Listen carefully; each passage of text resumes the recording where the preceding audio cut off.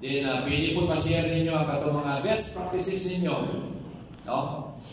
Kung sinahan ninyo nga pwede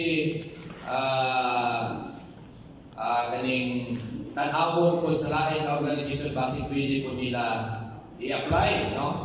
Then, ato pong ilang taon, no? Ang katong mga updates sa mga activities na dahil, dili po ninyo hibawan.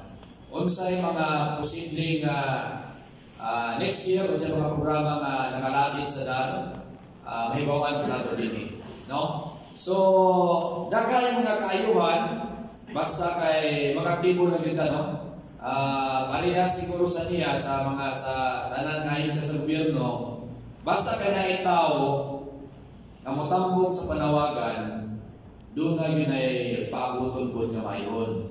No? Ang kuyawan mo, mahatag ang suporta, o niya sa diyan na suporta, ang tao din na nato makita, kuyawan mo yana.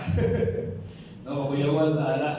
No, mayon taga ng ginagmaya ng project, o ginagko ang project gani, niya nabutang na nato sa organization, yung may tao, problema yung kayong dako na sino, makuwanan na ana.